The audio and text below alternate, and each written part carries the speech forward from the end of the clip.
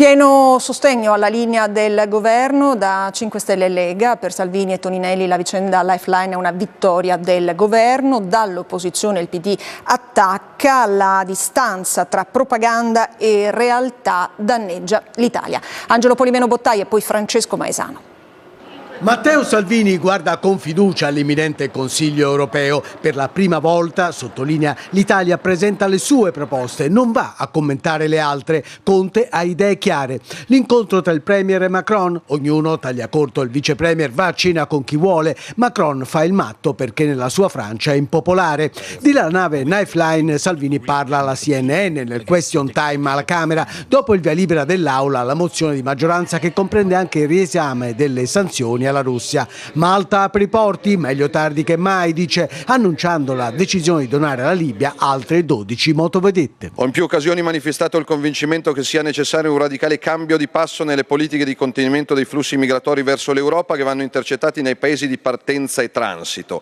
È intenzione del governo italiano verificare, anche sulla base di quanto emerso nel corso dei colloqui, la fattibilità dell'apertura di centri di protezione e identificazione ai confini esterni della Libia. Di immigrazione parla anche il ministro Toninelli. La Lifeline che approda a Malta, scrive in un tweet, è una grande vittoria dell'Italia. In aula, come la Lega, anche i 5 Stelle esprimono pieno sostegno alla linea del governo.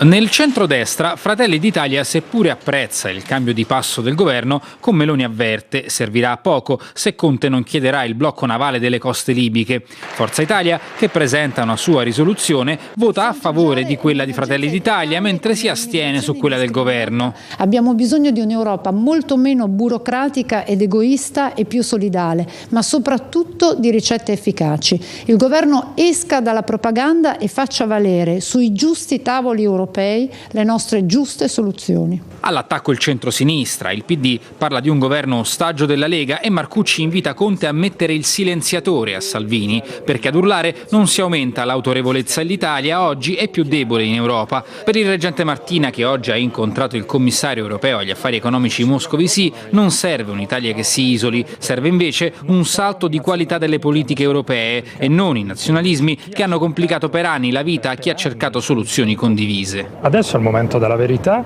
ed è il momento della verità anche per questo governo, perché la distanza abissale che c'è tra le cose che si dicono nelle aule parlamentari e invece la propaganda che si continua a giocare fuori dalle istituzioni è un problema per l'Italia innanzitutto. L'immigrazione è un fenomeno complesso, osserva l'ex presidente della Camera Boldrini, ma la politica di questo governo invece di risolvere i problemi li aggrava. Anche più Europa, con Maggi, va all'attacco dell'esecutivo. Le proposte di Lega e 5 Stelle sull'immigrazione a livello europeo sono inconsistenti, mentre oltre 200 intellettuali firmano un appello indirizzato al Presidente della Repubblica contro la politica del governo sui migranti che definiscono incostituzionale.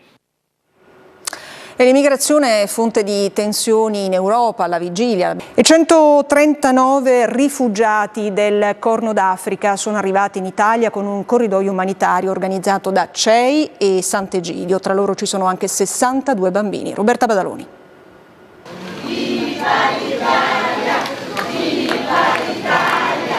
L'omaggio all'Italia per l'accoglienza e per un futuro che adesso è tutto da riscrivere. Fiumicino, il volo da Addis Abeba a terra con il suo carico di storie e di speranza. 139 profughi del Corno d'Africa fuggiti da conflitti violenti e dimenticati. 60 bimbi con Manuel, il più piccolo, 3 mesi. Tra loro c'è Eden, 40 anni, eritrea, abbandonata dal marito e fuggita con la bimba di 8 anni in Etiopia. Le violenze, il terrore, l'incertezza, fino all'incontro con Silvio, un italiano non vedente, che conosciuta la sua storia ha deciso di mettere a disposizione la sua casa. L'impegno della società civile è uno dei cardini dei corridoi umanitari, progetto autofinanziato della CEI con la comunità di Sant'Egidio che ad oggi ha portato in Italia con viaggi sicuri e legali 327 rifugiati. Un'Italia capace di guardarsi attorno, di incrociare occhi e storie veramente fragili e dare loro una mano. Oggi si fermano le polemiche sull'immigrazione, dice il presidente della comunità di Sant'Egidio. A parlare sono solo i fatti. È il modello dei corridoi umanitari che non lascia per strada chi ha bisogno di protezione umanitaria internazionale. I corridoi umanitari continueranno, fa sapere il Viminale. La Camera accelera sul